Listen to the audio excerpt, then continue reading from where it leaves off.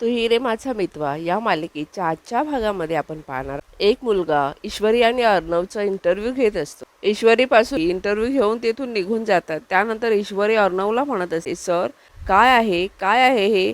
माझा favourite colour green नाही. ईश्वरीला प्रेमाने जवळ घेतो. वल्लरी मात्र इकडे खूप चिडलेली असते. वल्लरी उदयकांतला शोधत असते. वल्लरी म्हणत असते, उदयकांतला माझे सगळे सिक्रेट्स माहिती आहेत. वल्लरी म्हणत असते, इकडे तो उदयकांत आणि तिकडे तो राकेश. खूप वाईट पद्धतीने अडकले मी.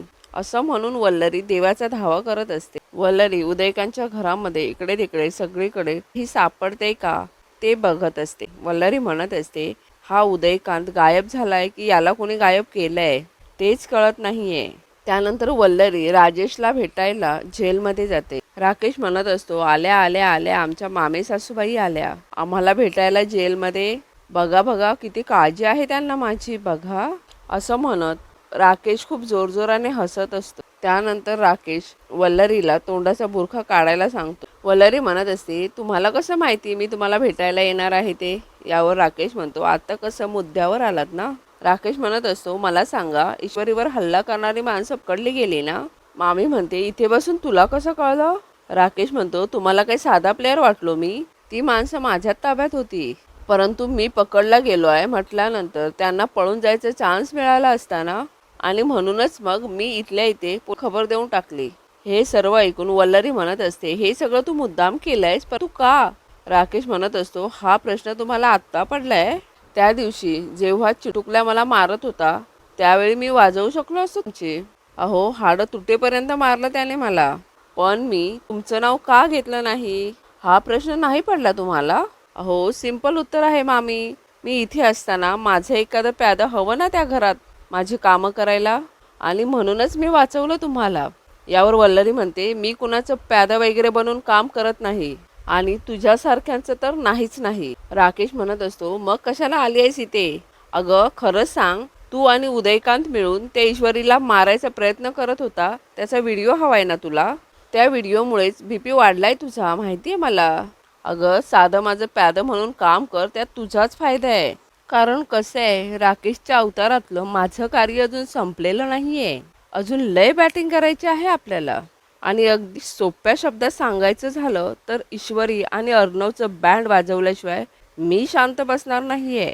आणि त्यात तू मला मदत करायची नाहीतर. यावर वल्लरी म्हणते, नाहीतर काय? राकेश म्हणतो, नाहीतर काय? जेलमध्ये आहे म्हणून बिचारा झालोय असं वाटतंय का तुला? अगं पॅकेट रेडी आहे कुरिअरसाठी. त्यात फक्त एक छोटासा पेनड्राईव्ह टाकणार आणि ॲड्रेस तुमच्याच घरचा. आणि त्या पेनड्राईव्हमध्ये काय आहे हे सांगू की तेवढी तू हुशार आहेस? त्यानंतर राकेश म्हणतो, सॉरी हा डायरेक्ट अगतुगवर आलो. परंतु एकमेकांची खरी लायकी कळलीच आहे तर कशाला उगाच रिस्पेक्ट वगैरे नाही का? अंजली इकडे ऑफिसला जायला निघालेली असते. पुन्हा एकदा ती ऑफिस जॉईन करायचा विचार करते. अर्णवच्या ऑफिसमध्ये काहीतरी प्रॉब्लेम झालेला असतो आणि म्हणूनच अर्णव खूप घाईघाईने ऑफिसला निघालेला असतो. ईश्वरी सुद्धा अर्णव बरोबर ऑफिसला जाते. राकेश इकडे बाहेर बसलेला हवालदाराला म्हणत असतो, आज मला जरा 2 व्हिजिटर पासेस लागतात. यावर हवालदार म्हणत असतात, तुला कोण भेटायला येणार आहे? राकेश म्हणतो, आज 2 महत्त्वाची माणसं भेटायला येणार आहेत मला. हवालदार म्हणत असतात, कोण? राकेश म्हणतो, सात्विक फॅशनचा CEO अर्णव राजेश शिर्के आणि त्याची बायको ईश्वरी राजेश शिर्के म्हणजे इंदोरी जिलबी. यावर हवालदार म्हणतात, इंदोरी जिलबी? राकेश म्हणतो, प्रेमाचं नाव आहे, आवडलं ना? हवालदार म्हणतात, हो. दुसरीकडे अर्णव ऑफिसला येतो. अर्णव खूप चिडलेला असतो. अर्णव म्हणत असतो, without my permission board of डायरेक्टरची मीटिंग बोलावली कोणी? कोणाची हिंमत झाली?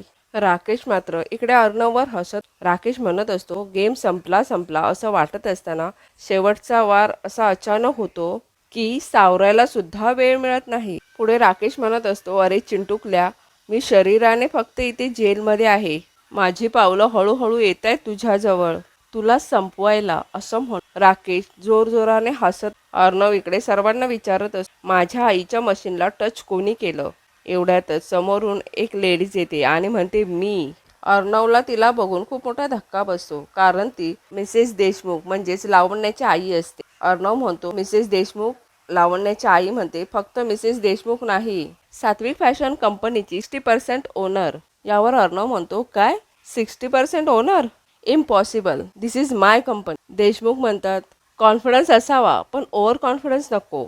त्यानंतर मिसेस देशमुख ओनरशिप पेपर दाखवतात आणि अर्णवला एकदा बघून घे असं म्हणतात. पुढे मिसेस देशमुख म्हणतात तुझ्या बहिणीच्या नवऱ्याने तिचे शेअर्स मला विकलेत. राजेश भोसले त्याने अंजलीचे शेअर्स मला विकलेत. या कंपनीचे 60% शेअर आणि या कंपनीचे ओनर म्हणून या कंपनीतील सर्व डिसिजन माझ्या मर्जीने होतील. हे ऐकून अर्णव आणि ईश्वरीला खूप मोठा धक्का बसतो. मालिकेच्या पुढील भागामध्ये आपण पाहणार आहोत मिसेस देशमुख म्हणत असतात या नवीन ओनरशिपची सुरुवात आपण हे मशीन चेंज करून करूयात असं म्हणून ती मशीनला हात लावते. एवढ्यातच ईश्वरी तिचा हात पकडते. अर्णव म्हणत असतो माझ्या आईचं अस्तित्व आहे हे मशीन. मिसेस देशमुख म्हणतात हो ना, तेच तर कायमचं पुसायचं आहे. तुझ्या आईचं नाव आणि तिच्या नावाने असलेली ही कंपनी. दुसरीकडे अर्णव राकेशला भेटायला आलेला असतो. राकेश म्हणत असतो माझा सूड आता सुरू झालाय अर्णव. अर्णव राकेशला म्हणत असतो ती माझी कंपनी आहे आणि ती मी परत मिळवणारच आहे.